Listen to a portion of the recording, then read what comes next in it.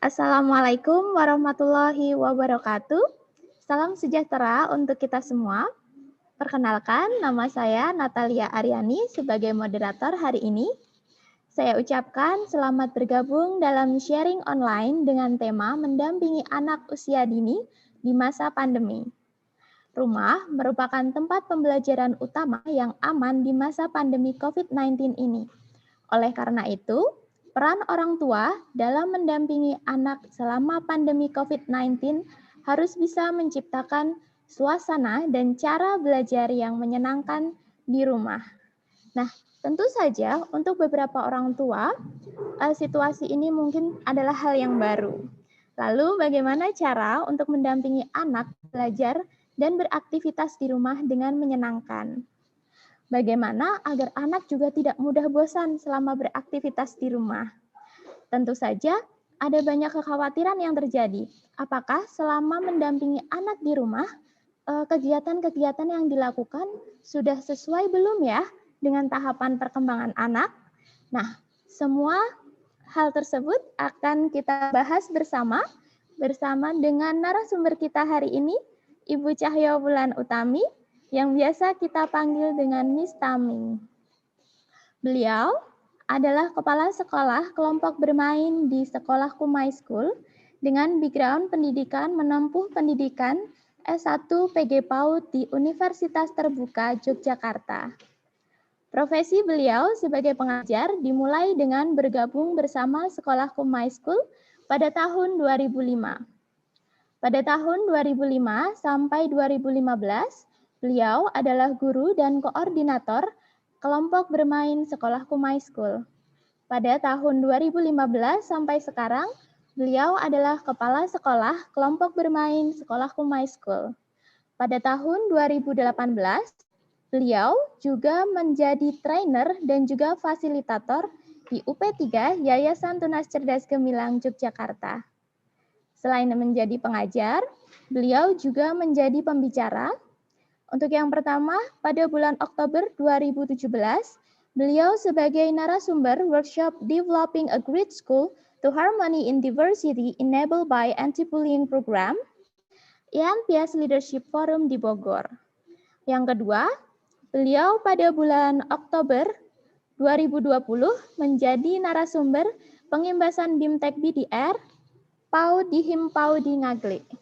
Selain itu, beliau juga mempunyai prestasi yang cemerlang. Pada bulan Maret 2020, beliau merupakan juara kedua Kepala Lembaga PAUD atau kelompok bermain berprestasi tingkat Kabupaten Sleman tahun 2020. Beliau juga mempunyai karya tulis yang sudah dibukukan pada Mei 2020, yaitu Kumpulan Karya Nyata Prestator Lomba Pengelola Berprestasi Kabupaten Sleman tahun 2020 dengan judul Strategi Terbaik Inovasi Pengelolaan Lembaga PAUD. Sebelum kita mulai sharing online bersama dengan Miss Tami hari ini, saya akan membacakan aturan selama mengikuti sharing online ini. Untuk yang pertama, selama narasumber menyampaikan materi, mikrofon semua peserta akan di-mute. Yang kedua, apabila ada pertanyaan, peserta dapat menuliskannya di chat. Nah, sekarang langsung saja untuk mempersingkat waktu, kita mulai sharing online pada hari ini.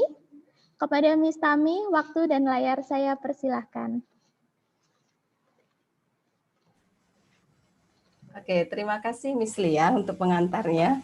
Selamat siang Bapak dan Ibu semuanya. Selamat siang di siang ini yang hujan di daerah Sleman, Ibu-ibu.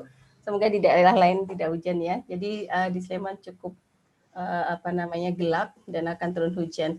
Semoga Bapak Ibu semuanya dalam keadaan baik. Assalamualaikum warahmatullahi wabarakatuh. Perkenalkan saya Miss Tami. Saya bertugas di kelompok bermain Sekolah Kumai School sebagai kepala sekolah di bawah naungan Yayasan Tunas Cerdas Gemilang. Tunas Cerdas Gemilang.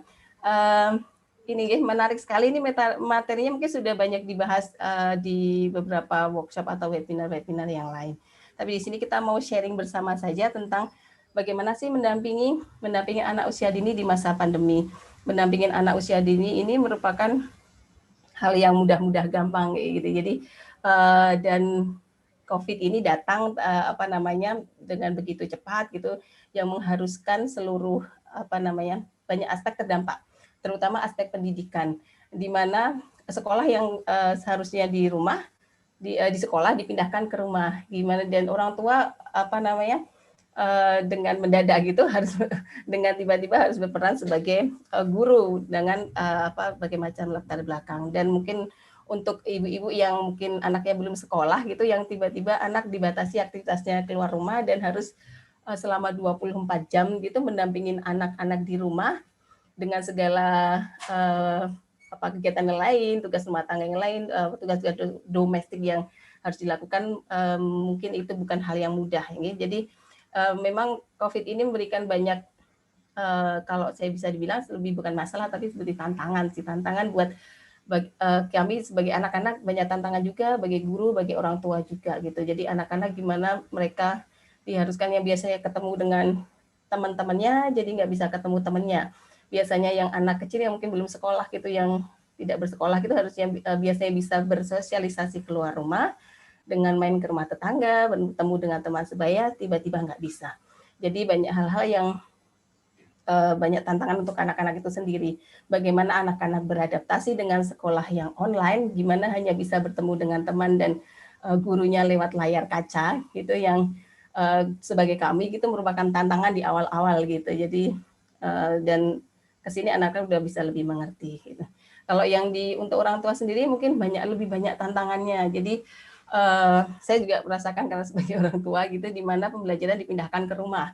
Sedangkan ini untuk yang bersekolah gitu. Jadi bagaimana kita sebagai orang tua, tidak semua orang tua mempunyai skill sebagai pengajar, tidak semua orang tua mungkin punya informasi bagaimana mendampingi anak belajar itu. Kenapa banyak terjadi kemarin di sosial media gitu, yang trending itu bagaimana ibu-ibu marah gitu dengan teriak-teriak frustasi mengajari anaknya belajar gitu. Semoga kalau yang anak usia dini tidak terjadi ya, karena anak usia dini sebenarnya masih relatif mudah-mudah gampang gitu. Kalau terlalu tidak dibiarkan ya dia akan hanya bermain seperti itu aja tanpa terarah dan segala macam. Kalau memang kita harus sedikit repot-repot untuk mengetahui bagaimana sih mendampingi anak biar anak-anak mendapatkan stimulasi yang tepat gitu. Jadi mohon Bapak Ibu, saya izin share screen sebentar.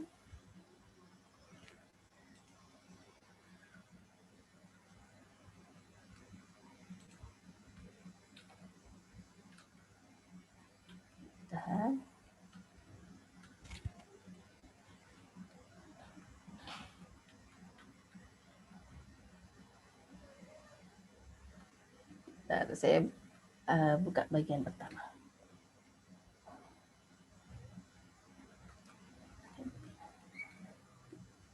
Sebentar, ini kenapa macet? Delay. Sudah bergerak belum Mr. D situ? Belum ya? Ini masih, sebenarnya masih di screen yang kedua. Ini slide kedua, harusnya slide pertama. Ini juga nggak bisa.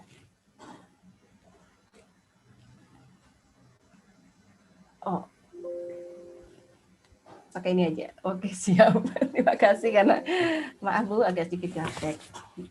Oke, bagaimana mendampingi anak usia dini di masa pandemi gitu? Ya, kita lihat dulu definisi pendidikan. Jadi yang dikhawatirkan adalah bagaimana memberikan pendidikan ketika anak belajar dari rumah gitu. Pendidikan sendiri apa sih? Jadi pendidikan sendiri adalah proses memfasilitasi pembelajaran atau pemerolehan pengetahuan, mengasah keterampilan, nilai, keyakinan, dan kebiasaan.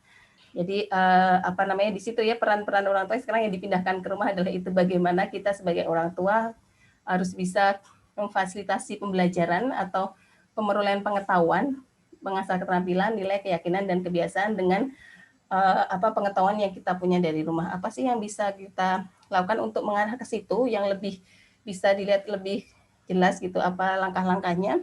Gitu.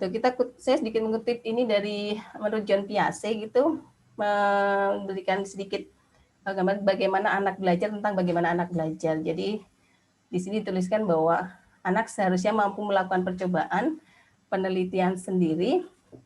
Guru tentu saja bisa menuntun anak dan menyediakan bahan-bahan yang tepat, tetapi terpenting agar anak dapat memahami sesuatu itu harus membangun pengertian itu sendiri. ia harus menemukannya sendiri. Bagaimana menemukannya sendiri? Tentu saja kita harus menyediakan lingkungan yang syarat stimulasi dan syarat memberikan sarana prasarana untuk mereka menemukan pengetahuan itu sendiri atau menyelesaikan tahap perkembangannya, tahap perkembangan si anak. Terus bagaimana memfasilitasinya pembelajaran dan memperoleh pengetahuan di rumah. Yang pertama adalah menentukan target capaian yang realistis. Target realistis tentu saja beda-beda di setiap anak itu. Jadi kita sesuaikan dengan kondisi anak kita di rumah masing-masing. Tahap itu harus nyata, real, dan dekat dengan anak. Mungkin target anak saya berbeda dengan target anak orang lain. Itu kenapa? Jadi contohnya kalau anak saya itu saya selalu komunikasi dengan gurunya karena beberapa materi yang dikirim ke rumah memang masih terlalu sulit atau terlalu mudah untuk anak saya. Jadi saya selalu sampaikan berkoordinasi dengan guru yang di sekolah anak saya untuk menyampaikan kondisi tahap perkembangan anak saya seperti apa. Jadi biar target itu realistis untuk masing-masing individu anak, karena setiap anak mempunyai tahap perkembangan berbeda-beda, melalui tahap perkembangannya dengan fase berbeda-beda, dengan waktu yang berbeda-beda, dan mereka juga mempunyai gaya belajar yang berbeda-beda juga. Seperti itu. Terus merencanakan kegiatan sederhana yang dekat dengan realita anak.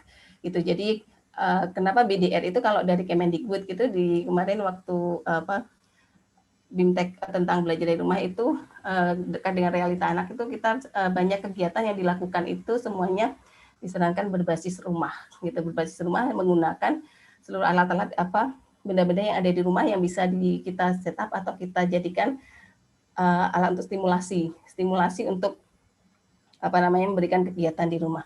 Tentu saja hal itu tidak mudah untuk semua orang gitu. Tidak semua orang juga paham bagaimana meng-create sebuah gayung atau bak mandi gitu atau ember gitu dengan air itu menjadi stimulasi. Itu kenapa kalau yang sudah bersekolah mungkin bisa berkoordinasi dengan bu guru gitu biasanya diberikan rekomendasi kegiatan yang berbasis rumah yang yang mudah dilakukan dengan alat-alat atau benda-benda yang ada di rumah. Sedangkan mungkin untuk ibu ini yang anaknya belum sekolah nih, yang 24 jam di rumah dengan anaknya gitu, terus bahan-bahan apa sih yang bisa dilakukan di rumah, terus menentukan anak ini sampai di mana sih capaian perkembangannya gitu, dan segala macam. Itu kita harus pegangan yang pertama kita harus punya, itu adalah untuk yang poin 3 itu merancang strategi yang sesuai dengan kebutuhan kemampuan anak. Yang perlu kita pegang adalah kalau di sekolah kita pakai KDKI, STPPA, standar tingkat perkembangan anak itu, atau kalau bisa di googling banyak sekali itu ada di milestone perkembangan anak yang menunjukkan bagaimana tugas perkembangan anak di setiap usianya. Kalau yang di Bapak Ibu yang di rumah yang anak-anak masih ikut posyandu itu kan punya buku ibu dan anak ya, yang warnanya pink itu juga biasanya di depan itu kan ada tugas perkembangan anak yang mau dicapai seperti apa. Dan di situ kita bisa turunkan menjadi sebuah aktivitas gitu. Jadi contohnya anaknya di kegiatan fisik motorik nih, anak 2 tahun tuh bisa menendang bola gitu. Bisa menendang bola, yang bisa kita siapkan ya kita bermain bola dengan anak di rumah gitu. Tendang bola yang ada di rumah. Kalau tidak ada bola gimana? Kita bisa ganti dengan bola kertas. Kita pakai kertas atau kita pakai kain yang dibikin bola gitu. Jadi disesuaikan dengan kondisi yang yang ada di rumah. Seperti itu. Jadi merancang strategi yang kebutuhan dan kemampuan anak. Kebutuhannya sendiri itu apa sih? Kebutuhan itu kan sesuatu yang anak butuh. Anak belum menguasainya. Jadi masih butuh stimulus untuk anak bisa untuk mencapai melalui tugas perkembangannya. Sedangkan di situ kita harus sediakan sarana prasarana yang mendukung itu untuk anak untuk menyelesaikan tugas perkembangannya. Sedangkan kemampuan sendiri adalah sesuatu yang sudah dikuasai anak atau sudah mereka sudah bisa nih, anaknya sudah bisa, sudah mampu. Jadi yang orang tua lakukan haruslah dengan meningkatkan kemampuan tersebut gitu. Jadi contohnya ketika anak 2 tahun, ketika verbalnya ternyata berkembang cukup baik, malah lebih di atas rata-rata gitu, yang harusnya 2 kalau 2 tahun kan 2 instruksi ya. Jadi ambil bola di meja, bawa ke sini. Itu kan 2 instruksi. Tapi kalau mereka udah perkembangannya ternyata udah lebih baik ya kita tingkatkan. Jadi ambil bola, bawa ke meja, dan masukkan ke keranjang warna merah contohnya seperti itu. Jadi kita tambah. Jadi itu pentingnya kita mengetahui anak ada di mana, tingkat perkembangan anak ada di mana. Jadi kita sebagai orang tua atau sebagai guru bisa memberikan stimulasi yang tepat. Kalau di sekolahku Maisku sendiri, anak kami observasi per individu. Jadi anak kami observasi per individu, kita catat, mempunyai catatan apa namanya, setiap anak itu punya apa kelebihan di mana, yang perlu dibantu di bagian mana, yang perlu ditingkatkan di bagian mana. Gitu. Jadi ketika membuat kegiatan main pun kita memfasilitasi kemampuan yang ada di kelas itu. Contohnya kalau di kelas itu ada 3 grade, jadi yang baru memulai, atau dia menengah, atau dia udah advance gitu. Jadi kita akan fasilitasi 3 tersebut gitu. Atau fasilitasi tidak harus menyediakan 3 olahraga main, itu enggak. Tapi contohnya kalau yang lain kegiatan fisik harus selesai dalam panjat turun, melompat atau dalam sirkuit gitu, lingkaran gitu yang ada manjat, lompat, merangkak, ini dan lain-lain. Kalau ada yang kesulitan, dia cukup hanya memanjat saja atau meniti saja. Jadi seperti itu. Atau dengan bantuan teman yang lebih maju membantu anak yang belum, seperti itu. Jadi kalau di rumah yang bisa dilakukan adalah itu, kalau kita mengidentifikasi masing-masing anak kita gitu, untuk dia udah ada di ini belum sih, udah selesai di tugas perkembangan belum sih gitu. Terus akhirnya kita harus menentukan, oh kok belum ya, kok dia belum ngomong ya, di 2 tahun harusnya kan sudah banyak kata, ada 200-an kata gitu, hampir 300. Malah kalau di 3 tahun udah 800 kata gitu. Jadi apa sih yang bisa kita lakukan stimulasi, kita akhirnya terus ngajak ngomong anak lebih banyak gitu, walaupun katanya ngomongnya mungkin kemarin bicara dengan anaknya terlalu cepat ya, jadi kita sekarang bicaranya lebih pelan-pelan, 1 kata, 2 kata gitu. Jadi terus lebih banyak menyebutkan benda-benda yang ada di rumah, terus tidak memberikan sesuatu ketika si anak tidak meminta gitu, atau mengucapkan benda yang dia inginkan dan lain-lain. Dan yang ketiga adalah menyediakan sarana dan prasarana. Gitu. Ya, tadi ya, sarana dan prasarana yang mendukung stimulasi untuk anak menyelesaikan tugas perkembangan. Slide yang ini sebenarnya hampir sama dengan slide yang di atas, yaitu mengasah keterampilan, nilai, dan keyakinan kebiasaan di rumah. Tadi yang perlu disampaikan adalah targetnya realistis, memang harus realistis ya, sesuai dengan kondisi anak gitu. Jadi sesuai kebutuhan dan kemampuan anak. Jadi foto-foto yang saya di sampingnya adalah foto anak saya gitu. Anak saya mempunyai keterlambatan di perkembangan motorik halus di tangan bagian kiri. Jadi dia cenderung bukan tangan kiri. Jadi dia cenderung kidal. Dia banyak menggunakan aktivitas menggunakan tangan kirinya.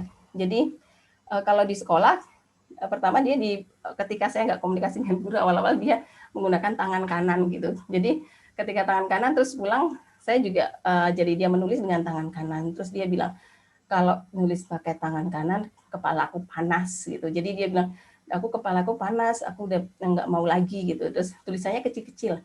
Terus saya observasi gitu, terus saya lihat, oh memang ternyata dia belum di perkembangan tersebut gitu. Jadi dia ternyata masih di bawah teman-temannya gitu. Ketika teman-teman di usia dia yang 6 tahun gitu, temannya udah nulis rapi itu di kiri dengan tulisan kecil-kecil, dia belum bisa karena dia lebih nyaman dengan tangan kanan, dan itu kan saya juga agak kesulitan menstimulasi dengan tangan kiri. Saya kesulitan menstimulasi ketika dia menggunakan tangan kiri karena saya kan tangan kanan, jadi agak kesulitan. Jadi dia agak terlambat itu. Jadi dan pegang pensilnya pun tidak terlalu kuat. Ternyata kan grabbingnya menggenggamnya itu dia ternyata jari-jarinya belum cukup kuat untuk menggunakan tangan kiri maupun kanan. Akhirnya saya sediakan banyak latihan sederhana sebenarnya gitu, yang itu yang ada di rumah gitu. Yang pertama ketika masak gitu, bikin bola-bola, dia suruh bikin bola-bola. Terus saya suka bertani gitu, bercocok tanam. Ya saya suruh dia gali-gali, saya berikan dia cangkul kecil untuk dia cangkul, otomatis kan tangan, jari-jari, kekuatan otot tangan di dia terstimulasi gitu. Terus cuci piring gitu kan juga meremas-remas sponnya gitu. Jadi itu juga stimulasi untuk dan lain-lain. Jadi kita harus mengobservasi anak kita juga gitu. Jadi kebutuhannya ada di mana gitu. Setiap anak pasti berbeda gitu. Terus yang ketiga, kita masuk ke teladan orang tua.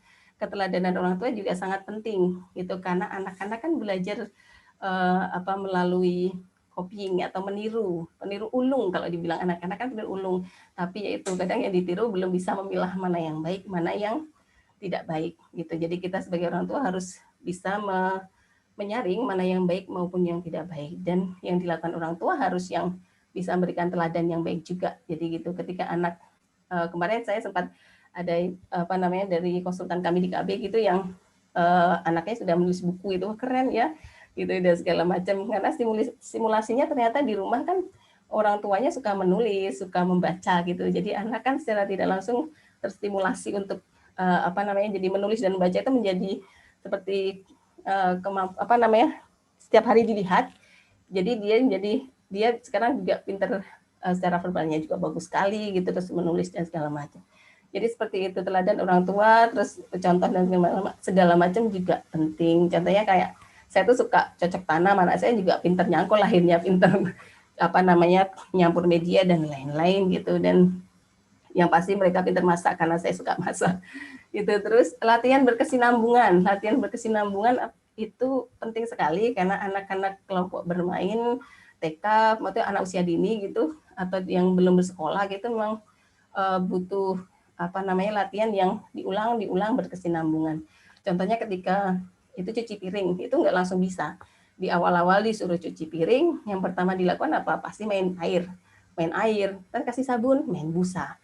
Nggak apa-apa. Jadi di situ ada banyak pembelajaran. Contohnya kalau main air, kalau kita belajarkan tidak buang-buang air. Kalau air dibutuhkan kalau hanya mau membilas atau bersihkan nasi yang masih tertinggal di piring.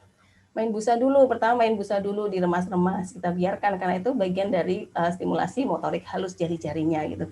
Dan sains juga bagaimana si gelembung itu tiba-tiba muncul dari cairan bening yang sunlight warna hijau, kata dia tiba-tiba cairan itu busa banyak muncul, itu merupakan kesenangan buat dia gitu. Jadi habis itu dia belum selesai tuh nyucinya, hanya dia tinggal pergi gitu. Itu dia udah bilang capek, oke baik. Nah besok kita ulang lagi. Ulang bisa sampai sampai membilas dan akhirnya dia sampai bisa menaruh ke tempat piring gitu. Jadi memang perlu di latihan berkesinambungan gitu. Jadi contohnya contoh untuk anak yang usia latihan di di SD, di TK besar gitu ya, latihan nulis itu kan perlu dilatih terus gitu. Jadi memang harus berkesinambungan, kalau tidak akan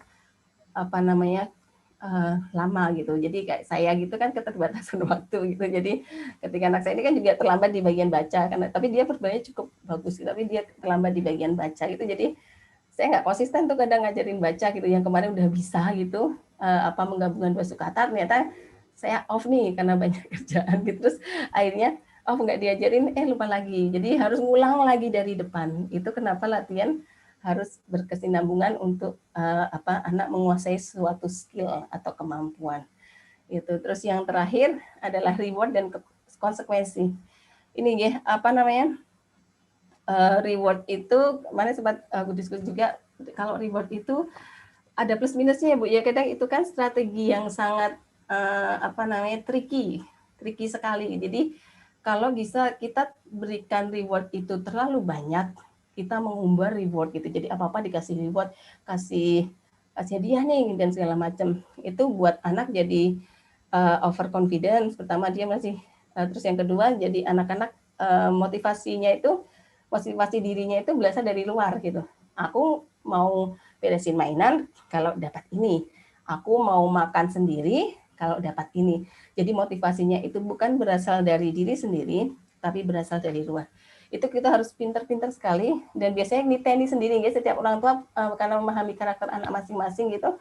Jadi diteni sendiri sejauh mana reward itu bisa diberikan ke anak gitu. Kalau kita berikan yang kecil-kecil dulu, tidak usah terlalu langsung mainan dan segala macam. Jadi kalau contohnya ketika beresi mainan gitu, udah diberesi mainan, wah mainannya sudah dibereskan ya, tempatnya jadi bersih, mainannya rapi. Terima kasih ya gitu. Jadi kita kasih ucapan terima kasih, boleh peluk gitu Ibu, bangga gitu, itu nggak masalah gitu. Jadi tapi tidak terlalu banyak juga dilakukan, itu hanya untuk hal-hal yang besar gitu. Jadi yang ada target besar. Itu terus itu ya, untuk reward memang saya juga masih mencari celah gitu, mencari solusi untuk pemberian tips-tips untuk memberikan strategi yang tepat untuk berian reward itu. Karena kalau terlalu banyak ya itu tadi, nanti anak-anak akan melakukan itu bukan karena dia mau atau karena dia istilahnya bisa atau segala macam, tapi karena ada sesuatu yang akan diberikan, atau istilahnya karena motivasi itu berasal dari luar karena ada hadiah atau iming-iming gitu. Terus yang terakhir adalah konsekuensi.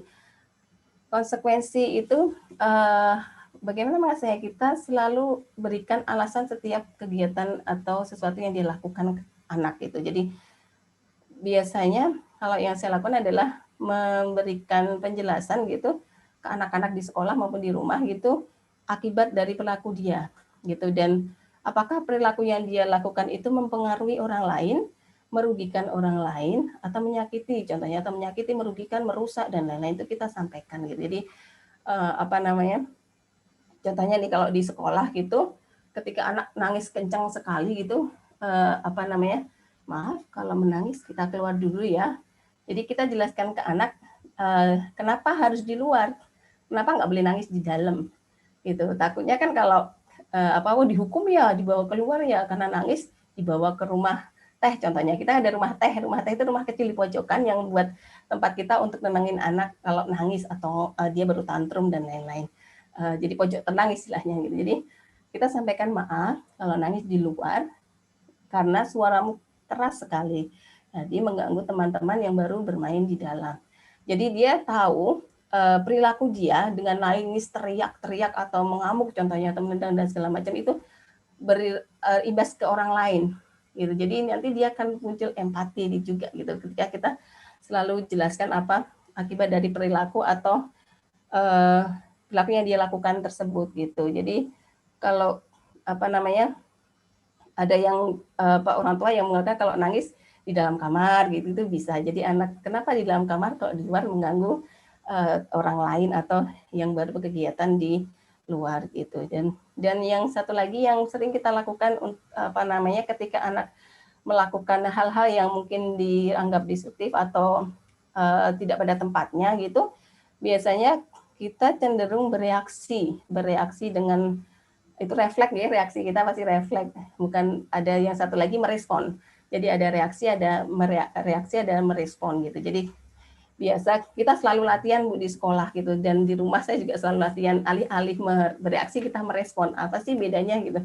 Jadi contohnya kalau bereaksi ketika anak main panjatan, dia udah di atas meja.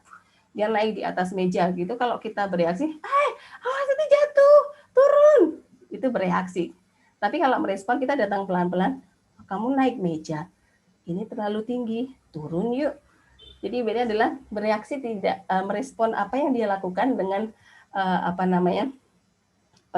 kita memang agak perlu latihan Ibu, kami juga masih terus latihan gitu. Jadi saya sendiri sebagai orang tua masih terus latihan, guru-guru di sekolah juga masih terus latihan bagaimana tidak bereaksi setelah over atau kelebihan dan anak malah jadi senang dengan reaksi itu, karena biasanya anak-anak melakukan hal-hal yang dianggap tidak breaking the rules gitu atau melanggar peraturan yang udah dibuat itu, karena memang mereka mau perhatian gitu. Jadi biasanya kalau istilahnya kita selalu pakai adalah anak-anak tuh paham sekali bagaimana memencet tombol di setiap guru atau setiap orang tua itu dipencet. Oh kalau aku melakukan ini pasti, kalau aku contohnya kalau aku nangis guling-guling nanti pasti diturutin, kalau aku lempar mainan nanti pasti Miss datang. Padahal dia cuma butuh perhatian untuk diperhatikan. Jadi kita harus selalu mengonservasi apa yang anak-anak lakukan, dan memang tidak mudah ya karena sekolah sendiri jadi orang tua sendiri tidak ada sekolahnya, tidak ada tempat untuk belajarnya gitu. Jadi kita memang harus niteni dan belajar banyak. Sekarang alhamdulillah kalau zaman-zaman sekarang ya orang-orang sekarang itu kan banyak terbantu dengan Google gitu. Kita bisa tanya apa-apa di Google. Milestone perkembangan anak itu banyak sekali bisa didapat di Google gitu, dan bahkan STDPA itu bisa diunduh sendiri oleh orang tua gitu. Jadi kita banyak terbantu untuk membuat kegiatan-kegiatan yang menarik. Kegiatan-kegiatan yang lain juga bisa didapatkan banyak di internet gitu, selain untuk menjadi referensi kita untuk bisa memfasilitasi anak sesuai dengan perkembangannya.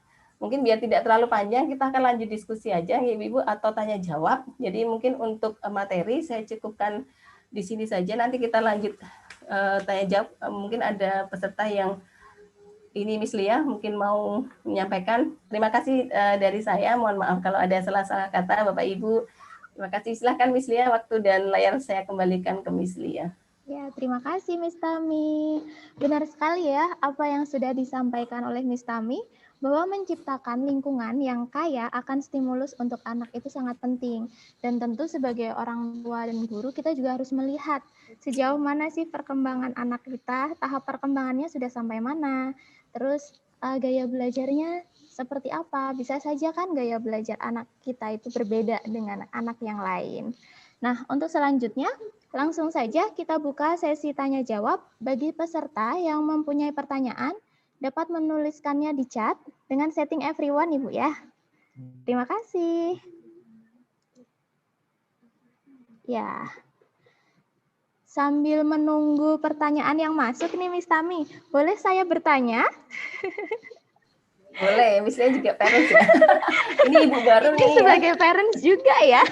Jadi ibu saya baru juga mau mengajukan, iya, saya juga mau mengajukan pertanyaan nih. Kadang sebagai orang tua gitu ya, yang kita sibuk kerja, pulang ke rumah itu sudah jam 2, jam 3 gitu, jam 4 kadang, bahkan bisa lebih kalau misalnya pekerjaan belum selesai seperti itu ya. Kadang kan muncul perasaan bersalah gitu. Nah, kira-kira ada nggak sih Miss cara untuk mengurangi perasaan bersalah itu sendiri? Ada nggak kegiatan yang bisa dilakukan oleh orang tua setelah pulang kerja? Atau mungkin selama weekend, Sabtu Minggu, kalau misalnya kita punya hari libur, seperti itu. Ada nggak kegiatan yang bisa kita lakukan dengan anak-anak di rumah? Terima kasih. Terima kasih Miss Lia. Apa namanya? Itu terjadi dengan saya juga. Jadi rasa bersalah itu terjadi dengan saya juga gitu. Bagaimana ketika kita bekerja mendampingin anak di sekolah, ketika pulang gitu kita udah capek, tapi kita juga merasa wah anak kita perlu ini ya, apa namanya? Perlu pendampingan juga karena dia sudah seharian tidak bertemu kita gitu. Jadi apa yang bisa kita lakukan adalah apa namanya? Kalau yang pengalaman pribadi yang saya lakukan adalah menanyakan ke anak gitu. Jadi pengen main apa hari ini sama ibu gitu. Jadi dan kita juga apa namanya harus kan banyak tuh tugas-tugas domestik ya sebagai ibu rumah tangga yang perlu diselesaikan juga ketika pulang gitu. Kita punya istirahat dan segala macam. Terus habis itu masih kerjaan domestik masih banyak, belum kerjaan sekolah yang masih dibawa pulang.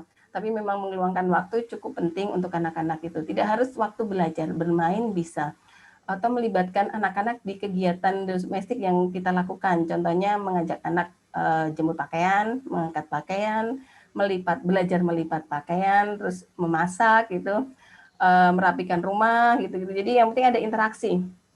Yang terpenting adalah interaksi dengan orang tua tersebut gitu. Jadi kalau saya sih cenderungnya kayak saya suka berkebun gitu, pulang dari kerja kan salah satu refreshing yang saya suka lakukan adalah berkebun gitu. Jadi saya ajak anak saya itu yang terakhir itu yang masih butuh banyak pendampingan yang ragil itu, jadi untuk banyak berkebun gitu. Jadi untuk melakukan banyak kegiatan bersama di kebun, menanam dan lain-lain gitu. Jadi memang kita harus pilah-pilah sesuai kondisi di rumah masing-masing, di mana celah kita bisa luangkan waktu gitu. Jadi memang kalau mau diturutin gitu kerjaan nggak ada habisnya sampai malam, apalagi ibu rumah tangga gitu yang bekerja itu kan pulang kerja kerjaan lain nunggu gitu kan. Jadi memang nggak ada habisnya. Jadi kita harus memang luangkan waktu, harus luangkan waktu.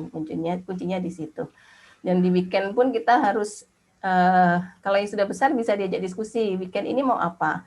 Mau berkegiatan sama ibu dan bapak apa gitu. Jadi bisa diajak diskusi. Kalau yang kecil ya kita luangkan waktu gitu. Jadi di mana kita waktunya agak slow gitu, kita akan berkegiatan bersama anak di situ gitu. Jadi memang tidak akan bisa terbayar penuh dengan ketika sama dengan ibu-ibu yang apa namanya tidak bekerja. Kita nggak akan berdiskusi mana yang lebih baik ibu yang bekerja atau tidak bekerja gitu. Tapi semuanya punya apa namanya sendiri-sendiri. Jadi seperti itu Miss Lia, memang tidak bisa terus dibayar gitu, tapi kita menggunakan waktu yang semaksimal mungkin yang kita punya gitu dan meluangkan waktu untuk bermain dan yang penting kan bukan kuantitasnya ya, tapi kualitas dari interaksi tersebut Mungkin seperti itu, Miss. Wah, terima kasih sekali atas jawabannya, Miss Tami. Cukup menjawab, mungkin juga cukup Sama-sama. mewakili keresahan ibu atau bapak-bapak di rumah ya, bagi orang tua yang sibuk bekerja. Monggo ibu dan bapak, kita buka sesi pertanyaannya, bisa dituliskan di kolom chat. Oh iya, sudah ada pertanyaan. Oh, ini pertanyaan yang pertama dari Ibu Merinda Nurmanufida. Assalamualaikum warahmatullahi wabarakatuh. Selamat sore Miss Tami dan Miss Lia. Izin bertanya ya Miss, bagaimana mensiasati anak usia TK yang sedang bosan sekolah online sehingga seringkali semangatnya menurun? Kelihatannya ini orang tua. Bagaimana ini Miss Tami? Oke, terima kasih. Halo Mama Rafif. Ini Mama Rafif betul nggak? Bunda Rafif ya. Jadi Mama Rafif. Selamat sore Ibu. Ya, bosan memang ya. Jadi banyak anak bosan, anak saya juga mulai bosan gitu. Jadi memang ini tantangan buat guru sebenarnya untuk bagaimana create kegiatan atau aktivitas ketika pembelajaran online itu menarik. Tapi kan kita terbatas layar. Ketika layar itu kan nggak ada energi yang tersalur sebenarnya. Jadi kita hanya menatap layar, apalagi untuk anak yang sangat kinestetik itu sangat membosankan pembelajaran online gitu. Jadi yang kita bisa lakukan adalah sebenarnya kita koordinasikan atau kita konsultasikan dengan guru kelasnya. Ini tugas ini dilakukan untuk apa? Target sasarannya apa? Apakah dikomunikasikan juga kalau anak tidak bisa melakukan hal ini bisa diganti aktivitas apa? Seperti itu. Jadi kadang-kadang kan memang untuk anak yang tipe kayak Raffi itu kan sangat kinestetik ya Bu. Jadi pasti nggak betah gitu kalau suruh natap layar gitu. Dan memang cara belajarnya kan beda dengan teman-teman yang lain gitu. Jadi mungkin bisa jadi kemungkinan dia bosan. Yang kedua itu bisa jadi kegiatannya kurang menarik atau dia sudah bisa. Kegiatan itu dia sudah bisa. Atau memang dia tidak karena sudah bosan itu ya, karena udah hampir 6 bulan gitu. Jadi atau dia sudah bisa melakukan kegiatan itu. Kegiatan itu mungkin tidak challenging buat dia atau bukannya dia sukai juga gitu. Jadi mungkin bisa berkonsultasi atau dengan guru kelasnya gitu untuk memberikan alternatif kegiatan lain ketika memang tidak ada kelas tatap muka. Kalau di kelompok bermain sendiri kami selalu bilang kalau anak memang baru tidak mau video call tidak masalah. Kami tidak mengharuskan anak ikut video call. Video call hanya memfasilitasi anak-anak ketika bertemu dengan gurunya biar tidak lupa nih dengan sekolah dan memberikan sedikit kegiatan aktivitas yang bisa membantu orang tua di rumah gitu untuk memberikan kegiatan. Jadi intinya kalau saya sih tidak masalah. Anak saya itu juga tidak mengerjakan kegiatan on time, tapi saya ganti kegiatan lain. Saya konsultasi dengan gurunya. Ketika dia memang menyusun batu sesuai dengan instruksi gurunya membentuk apa, dia nggak mau, dia maunya batu besar-besar yang ada di luar. Dan dia terus kegiatan ada yang dia bilang aku udah bisa, nggak mau katanya gitu kan, kegiatannya udah bisa gampang banget contohnya gitu.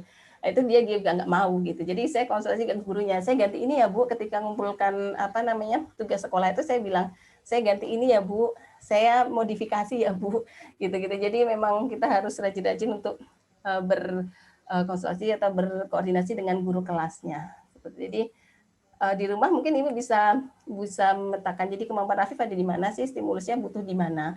Itu nanti konsultasi dengan guru kelasnya. Miss, dia butuh di sini. Mungkin materinya yang dikirimkan kemarin terlalu mudah buat Rafif. Jadi mungkin bisa dikirimkan yang lebih satu tingkat di atasnya atau seperti apa. Jadi monggo dikonsultasikan dengan guru kelasnya gitu kali, karena itu berhubungan dengan bosan ya, tingkat kebosanan anak itu kita nggak bisa terus paksa anak untuk duduk, pasti nggak mau, dia pasti akan ngamuk, kalau nggak ngamuk dia akan lari dan segala macam, atau malah besoknya dia nggak mau sama sekali, udah lihat HP aja takut gitu, jadi nggak mau kelas online gitu. Karena di KB terjadi ada satu anak yang ibunya tuh mau ikut kelas online gitu.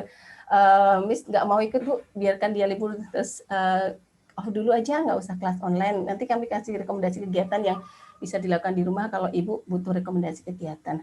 Terus ibunya, Miss, ini boleh nggak nyalain tapi dia dengar aja gitu. Oh boleh Bu, silakan gitu. Terus akhirnya terus ibunya punya cara, ada kakaknya yang di sampingnya dengerin dan ngerjain kertas yang dikirim dari sekolah itu loh, dia ngerjain gitu. akhirnya si anak itu deket-deketin kakaknya gitu, ikut ini, ternyata kakaknya yang dikasih tugas ibunya untuk dampingin gitu. Akhirnya terus seru ya gitu, akhirnya anaknya ikut balik gitu. Walaupun dia tidak seperti anak yang lain, dia karena anak itu anak baru dulu masuk langsung COVID, cuma 2 bulan sebelum COVID itu baru masuk anak baru gitu. Jadi dia belum mengenal sekali teman-temannya, itu yang jadi biar dia tidak terlalu nyaman untuk kelas online gitu. Jadi itu yang bikin akhirnya ibunya bilang seperti itu, kita kasih cara seperti itu pelan-pelan, terus akhirnya dia berhasil dan sekarang dia antusias sekali untuk mengikuti kelas online gitu. Sampai sekarang pun di KB itu masih banyak yang muncul di layar lari, muncul di layar lari gitu. Jadi itu nggak masalah gitu. Jadi ada anak yang HP-nya dibawa sambil tiduran gitu dan segala macam, itu nggak masalah. Jadi karena itu kan butuh anak merasa nyaman, anak merasa itu tadi motivasinya dari di sini untuk ikutin kelas. Kalau memang sudah tidak ada motivasi, kita harus cari tahu masalahnya di mana, bosannya ada di mana, apa yang bikin dia bosan, apa yang bisa kita bantu untuk bikin dia nggak bosan. Jadi itu perlu kan, mungkin Rafif sudah bisa diajak komunikasi nih, mungkin jadi bisa dikomunikasikan ke Rafif apa yang bisa dibantu, nanti bisa disampaikan ke guru kelasnya atau kepala sekolahnya. Jadi seperti itu, Bunda. Ya. Mungkin sudah menjawab ya. Nanti kalau masih bingung silakan menghubungi Miss Okta, Bu. Baik. Semoga penjelasan dari Miss Tamis tadi sudah menjawab ya Ibu ya. Sekarang kita lanjut ke pertanyaan kedua, datang dari Ibu Hairunisa. Oh ya, untuk pertanyaan kita batasi 5 pertanyaan Ibu ya. Nah, selanjutnya pertanyaannya, terima kasih Miss Tami atas presentasinya. Bagaimana cara meningkatkan kualitas dari interaksi dengan anak di waktu yang sempit? Terima kasih sebelumnya. Terima kasih Miss Lia. Terima kasih Bu Khairunisa. Ini yang sepertinya pernah kenal Kinar. Iya. Iya, kalau waktu yang sempit. Dulu ini mantan Maeskul sepertinya Pak Nggih. Salam buat Kinar. Sekarang pasti sudah besar sekali. Waktu yang sempit ya, karena kita bapak ibunya bekerja gitu. Saya juga bekerja, saya dan suami juga bekerja. Waktunya juga sempit. Itu tadi yang kita harus luangkan waktu adalah yang kita harus titik beratkan adalah kualitas dari pertemuan itu sendiri gitu. Jadi bisa di waktu-waktu yang luang kita tentukan dengan anak, apalagi yang sudah besar bisa diajak komunikasi gitu, kita ajak dia suka mau didampingi, mau ditemenin di apa. Contohnya aku mau main Lego. Oke, mau ditemenin main Lego. Tapi ibu harus melakukan ini. Boleh ibu bekerja di sini dan main Lego di sini, tapi ibu masih bermain sama kamu. Contohnya kalau memang benar-benar waktunya sempit dan ibu-ibu itu dikejar deadline contohnya gitu. Jadi nggak bisa anaknya minta ditemenin main Lego, tapi dia nggak bisa gitu. Jadi itu bisa disambi gitu. Tapi harus dikomunikasikan dengan anak juga biar anak nggak merasa terabaikan. Jadi seperti itu. Yang penting kualitas dari pertemuan waktu yang kita lakukan dengan anak, kualitasnya seperti itu. Jadi benar-benar berinteraksi dengan anak gitu. Bisa sebelum tidur, bisa ada pillow talk, bisa baca buku bersama atau ngobrol-ngobrol santai gitu waktu sebelum tidur. Itu juga salah satu waktu terbaik untuk orang tua dan anak membangun bonding seperti itu. Mungkin itu ya Miss Lia ya. Jadi memang harus kita meluangkan waktu walaupun sebentar gitu dan isi dengan yang berkualitas, yang contohnya kalau anaknya udah sedikit besar bisa diajak berkomunikasi gitu. Jadi pengennya mama main apa sih sama kamu ditemenin di mana, bagian apa sih gitu. Contohnya kalau anak saya kan selalu adiknya terus gitu yang nggak pernah ditemenin bikin PR gitu dan segala macam, akhirnya ditemenin bikin PR walaupun saya tidak pintar matematika, biasanya bapaknya yang nemenin pintar matematika gitu. Jadi memang yang dibutuhkan hanya kehadiran kita sih, Bu, kehadiran kita, dan hadir itu kan hadir di situ artinya hadir gitu. Tidak melakukan hal lain untuk berinteraksi dengan anak itu gitu. Jadi seperti itu Miss Lia.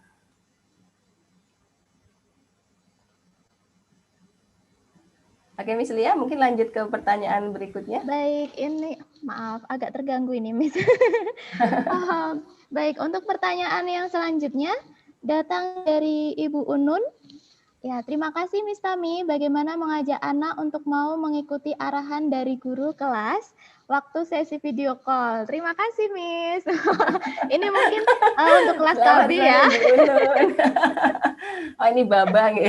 Nah itu Pak Baba salah satu contoh anak yang kinestetik. Jadi anak yang nggak bisa diem punya sejuta ide di kepala gitu. Jadi apa namanya di kelas pun gitu waktu masih sebelum pandemi gitu dia memang sering berkegiatan yang di luar dengan apa namanya kita guru lakukan gitu. Jadi kalau circle time itu dia pasti di pojokan sendiri melakukan apa, kalau enggak dengan cara menjawab salam pun dengan cara dia sendiri gitu.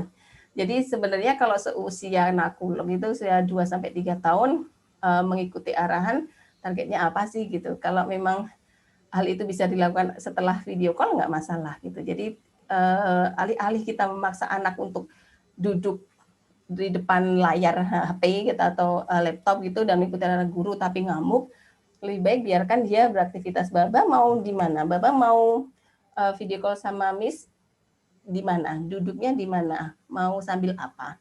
Di sini atau seperti apa? Gitu. Jadi maunya lari-lari gitu. Jadi atau biarkan dia lari. Kan kadang ada yang lari tiba-tiba hilang, tiba-tiba muncul gitu. Jadi apa namanya dan di KB sendiri kan guru-guru juga apa namanya lebih fleksibel gitu. Jadi kadang kita punya rencana melakukan hal ini di kegiatan. Tapi ternyata tiba-tiba anak muncul ide baru di tengah di tengah apa namanya pembelajaran. Ya kita harus ganti. Kita ganti dulu apa namanya kegiatan itu gitu untuk menarik perhatian anak, baru nanti pelan-pelan kita kembali ke materi yang akan kita sampaikan. Tapi untuk usia 2-3 tahun tidak masalah untuk apa namanya on off ya, jadi on off untuk ketika kelas video call. Mungkin dia punya cara sendiri Bu, nggak mau ikut cara gurunya gitu. Jadi contohnya kemarin waktu gurunya bikin mobil, dia bikin ditaruh di kepala gitu, maunya seperti Marshmallow gitu kan. Jadi apa namanya memang unik gitu. Jadi apa namanya punya cara sendiri, keunikan sendiri dan cara tersendiri gitu. Dan dia kan sukanya lari tuh, ada anak di kelasnya anak lo juga gitu dulu masih di Sadewo, itu juga lari shoot hilang. Tiba-tiba sama bapaknya dibawa kameranya, ternyata dia nyuci mobil di luar. Akhirnya gurunya diskusinya ganti diskusi tentang nyuci mobil padahal lain ya Miss Lia ya gitu. Jadi memang kita fleksibel gitu. Jadi tidak harus terus ikutin duduk manis, ngikutin instruksi guru. Nanti guru harus apa bilang seperti ini, harus ikutin seperti ini gitu. Kadang kalau sesi menari pun kadang anak-anak yang kita biarkan dengan gerakan bebas.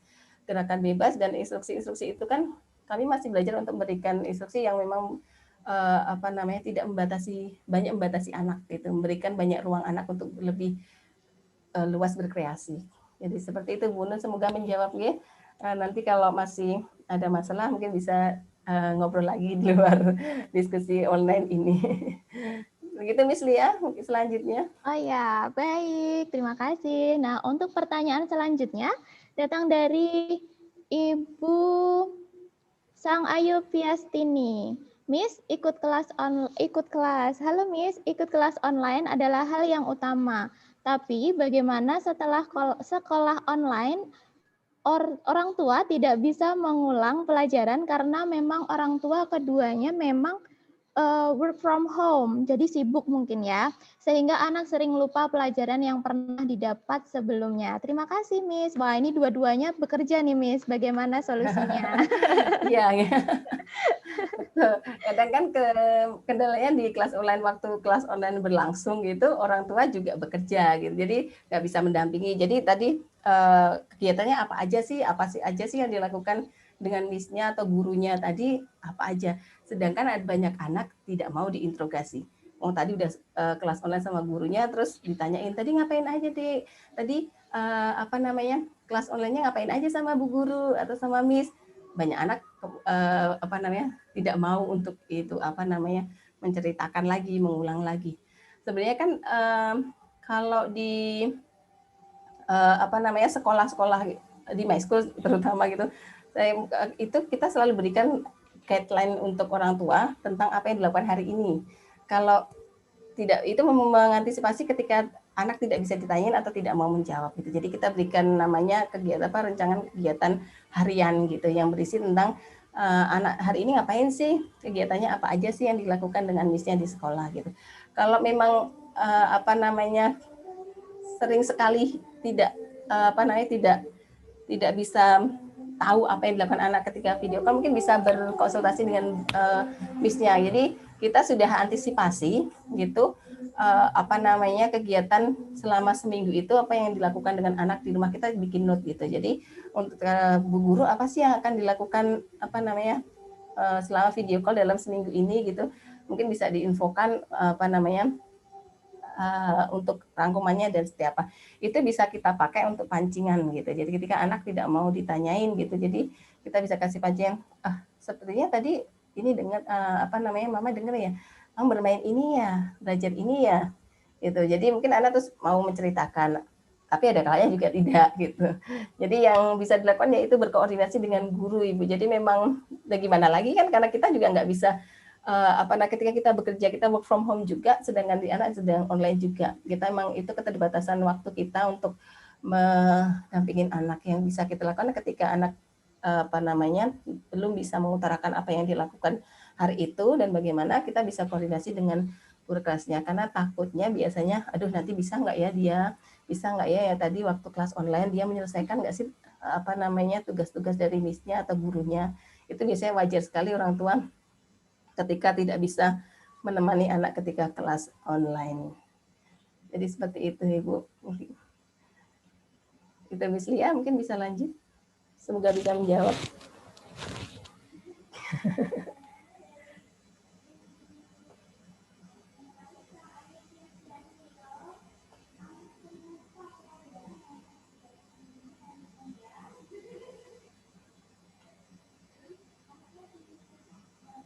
Miss Lia masih offline. Miss Lia mute.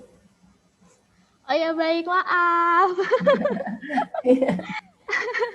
Iya, pertanyaan dari Ibu Sang Ayu Piastini tadi adalah apabila anak sering lupa pelajaran yang pernah didapat sebelumnya, seperti itu ya Miss Tamia. Jadi bisa berkoordinasi dengan pihak sekolah, seperti itu ya Miss Tamia.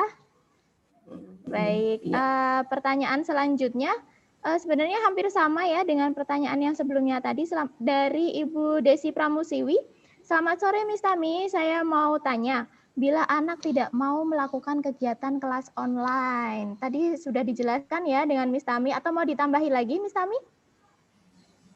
Sepertinya sudah tadi, yaitu intinya koordinasi dengan guru kelas, apa sih sebenarnya target kelas online itu, apa sih yang mau dicapai dengan di kelas online tersebut gitu. Apa sih gantinya ketika anak tidak mau? Apa sih yang bisa dilakukan mandiri dengan orang tua di rumah untuk mengganti kelas online tersebut? Jadi intinya komunikasi dengan guru kelasnya. Contohnya tema hari ini kendaraan gitu. Kemarin aktivitasnya contohnya menyusun kertas menjadi jalan raya gitu. Jalan raya dia anak menggunting dulu, habis itu anak menggunting menyusunnya terus bermain dengan mobil itu. Sedangkan anak nggak mau. Itu kan bisa dilakukan tidak online gitu. Jadi anak izin dengan Miss hari ini si anak tidak mau nih kelas online, bisa nggak saya lakukan mandiri, nanti saya kasih dokumentasi kegiatannya. Jadi itu juga bisa, salah satu solusinya adalah seperti itu. Yang intinya adalah berkoordinasi dengan guru. Guru itu sangat penting, koordinasi dengan guru kelas, menanyakan apa sih sasarannya gitu, apa sih goalnya ketika kegiatan itu dilakukan, targetnya apa penggantinya ketika, dan apa ketika tidak mau ikut kelas seperti apa. Kadang anak-anak, tidak semua anak ini ya betah di depan layar. Tipe-tipe yang sangat kinestetik atau konsentrasinya memang tidak, apalagi anak PAUD ya, anak PAUD itu kan pendek sekali, maksimal 15 menit kalau di KB, kalau di TK sudah sampai 30 menit, itu pun yang setengah nyanyi-nyanyi gitu. Jadi memang tingkat konsentrasi anak juga berbeda-beda gitu. Jadi dan cara belajar juga beda-beda. Ketika anak yang sangat aktif pasti tidak akan menyukai kelas online. Itu sudah kayak terbukti ya. Kita kasih solusi-solusi. Salah satu solusi yang kalau di kelompok bermain dan di TK atau di sekolah school itu adalah pemberian video-video pembelajaran gitu-gitu. Itu salah satu solusi untuk pengganti ketika anak tidak mau ikut kelas online. Jadi seperti itu. Dan komunikasi, kuncinya komunikasi dengan guru kelas. Seperti itu, Miss Lia. Baik. Wah, ternyata sudah ada 5 pertanyaan nih. Tapi ada satu lagi nih, Miss Tami, pertanyaan dari Ibu Boleh. Khairunisa. Masih boleh? Boleh. Baik. Mungkin ini pertanyaan yang terakhir ya. Baik. Baik, kita bacakan. Miss, adakah referensi kegiatan yang bisa dilakukan bersama oleh kakak adik dengan rentang umur yang dekat? Misalnya 3 tahun. Kira-kira bagaimana, Miss Tami? Oke, kegiatan yang dilakukan dengan kakak adik selisihnya 3 tahun. Wah, itu challenging sekali gitu karena pertama satu anak yang besar sudah pasti sudah masuk tahap bermain yang lebih terstruktur, lebih runut, lebih ada konsepnya. Sedangkan yang si kecil sedang eksplorasi dan cenderung ke disruptif karena anak-anak kan kalau ada istilahnya sampai ada istilah destructive playing itu yang berantakin mainan, kadang eksplorasi dengan bunyi gitu dan segala macam, terus kalau main disebar gitu. Itu kan sangat challenging, kadang akan sangat challenging untuk orang tua bagaimana sih masuk gitu dua-duanya, karena pasti yang besar pasti akan dia nggak mau main sama adik ganggu nih, adik kan belum bisa main ini, kadang kebanyakan seperti itu. Yang bisa kita lakukan adalah merancangnya dengan si yang besar gitu. Jadi dibikin, mungkin ada kalau memungkinkan bisa dibikin jadwal, bikin waktu gitu, kita komunikasikan dengan si kakak yang besar. Adik, karena memang pengen main sama kakak gitu, enaknya main apa ya, kakak yang tentukan ya, nanti adik ikut gitu. Jadi tapi diberi pengertian juga kalau adiknya masih belum bisa beresin mainan atau belum bisa menyusun menata seperti kakaknya atau belum bisa bermain seperti kakaknya. Jadi adik itu kalau main balok masih ditumpuk terus jatuh terus sebar ya kak ya. Terus gimana ini? Jadi bisa dikomunikasikan dengan kakak. Berarti mainnya ini kakak main di sebelah sini, adik main sebelah sini contohnya. Atau kalau enggak kakak yang menentukan kapan dia bisa main sendiri, kapan dia mau main sama adik. Dan jelaskan kalau kita juga hargai privasi dia. Ketika dia pengen main sendiri dengan lebih runut, lebih rigid, lebih tertata, ada konsepnya gitu, kita kasih waktu. Terus ada kalanya ketika bermain sama adik, kita juga beri pengertian, adiknya masih seperti ini, tahap perkembangannya seperti ini, adik masih belum bisa ini, dan seperti ini. Jadi yang penting komunikasi di awal. Komunikasi di awal sangat penting karena memang kalau selisih 3 tahun itu kan, apalagi yang satu itu kan masih ketika masih kecil sekali, 2 tahunan, 1-2 tahun itu kan sangat berbeda dengan anak yang 5 tahun. Itu yang penting komunikasi di awal. Kita juga hargai si kakak juga gitu, tapi juga kita kasih ruang buat si kakak untuk belajar bagaimana empati dengan si adik itu, atau melatih dia untuk caring dengan si adik itu, mengerti kalau adiknya masih belajar, tahap perkembangannya masih belajar adalah seperti ini. Kadang yang kakaknya udah bisa nyusun rapi, adiknya masih jatuh-jatuh atau malah dipukul-pukul atau malah dimakan karena gitu. Jadi memang yang terpenting adalah komunikasi dengan, kalau kakaknya udah bisa diajak ngobrol gitu, bisa dikomunikasikan dengan si kakak. Yang penting di awal itu diberi pengertian. Karena memang kalau selisih 3 tahun memang kalau sudah besar semua lebih mudah. Kalau sudah besar semua lebih mudah, contohnya TK yang satu KB, yang satu SD kelas 1 gitu, itu lebih mudah. Tapi kalau yang memang yang satu masih TK, adiknya masih 1-2 tahun, itu memang lebih rumit karena si fase egosentrisnya kan juga masih peralihan, masih ada gitu loh. Jadi dan akunya juga masih kuat juga gitu. Sedangkan adik-adik yang mau ikut main gitu. Jadi emang itu cukup challenging. Intinya kalau bisa dibilang itu komunikasi di awal dengan si kakak gitu, aturan mainnya akan seperti apa. Jadi seperti itu Miss Lia, mungkin bisa membantu.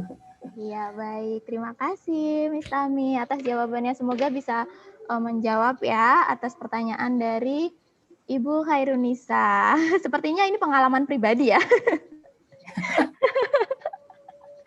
Baik. Benar. Ya, mungkin ada yang mau disampaikan lagi, Miss Tami? Oh ya. Intinya ini adalah kita kenali anak kita, gitu. Kita kenali anak kita kebutuhannya seperti apa, dia ada di mana tahap perkembangannya, itu bisa dicek di banyak ya di milestone perkembangan, tugas perkembangan, bisa di KIA, di KMS dan lain-lain. Itu terus sediakan stimulasi yang memang ramah dengan anak dan sesuai dengan kebutuhan anak dan mudah didapat. Jadi tidak perlu jadi guru untuk memberikan simulasi yang menarik buat anak di rumah ya. Jadi semua orang sekarang bisa jadi guru gitu kan. Orang tua luar biasa, apalagi untuk ibu-ibu yang tidak bekerja, yang 24 jam bersama anak di rumah tanpa break. Kalau yang ibu bekerja kayak kita ya Miss Lia masih ada break ya, keluar sebentar ke sekolah. Itu masih ada break masih. Kalau itu ibu yang 24 jam bersama anak memang luar biasa selalu. Jadi tapi selalu juga dengan ibu-ibu yang bekerja, bagaimana dia mengatur waktu, meluangkan waktunya di kala pernah capek gitu di rumah, masih bisa senyum gitu untuk mendampingi anak berkegiatan di rumah. Jadi terima kasih untuk waktunya Bapak Ibu, sedikit yang bisa saya bagi, semoga bermanfaat. Jadi mohon maaf kalau ada salah-salah kata. Begitu saja Miss Lia dari saya. Terima kasih. Wassalamualaikum warahmatullahi wabarakatuh. Waalaikumsalam warahmatullahi wabarakatuh. Baik, terima kasih Miss Tami. Untuk informasi tambahan bagi peserta sharing online hari ini, mohon untuk mengisi daftar hadir di link yang sudah kami share di chat. Seperti itu. Nah, untuk e-sertifikat sendiri akan kita kirimkan ke email peserta masing-masing. Terima kasih. Ya, tentu saja situasi yang terjadi saat ini memang tidak mudah ya untuk semua orang, untuk orang tua, untuk guru, untuk anak itu sendiri, bahkan untuk orang tua yang baik yang bekerja ataupun orang tua yang full di rumah, seperti itu. Semuanya tidak mudah. Tetapi yang paling utama adalah kita bisa mencari kegiatan-kegiatan yang realistis ya, yang bisa dilakukan dengan anak. Tidak perlu kita memasang target yang terlalu tinggi. Misalnya, kok anakku belum bisa seperti yang dilakukan anak A gitu. Jadi kita kembali lagi harus melihat sejauh mana tahapan perkembangan anak kita sendiri. Terus dan jangan lupa gaya belajar anak kita sendiri itu seperti apa. Seperti itu, bisa saja memang gaya belajar anak kita berbeda dengan anak yang lain. Terus kebutuhan anak kita dan kemampuannya tentu saja berbeda dengan anak yang lain. Nah, akhirnya kita sudah tiba di sesi penutup, tapi sebelum itu mohon Ibu dan Bapak semua untuk menyalakan video. Kita akan foto bersama terlebih dahulu.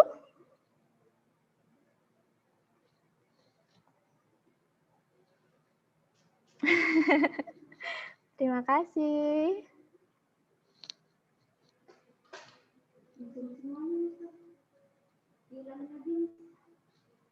Ya, sebentar ya. Oke, kita hitung. Dihitung ya Miss Lia. Ya, kita hitung ya. Ya, senyumnya nggak kelamaan. Iya, hitung ya.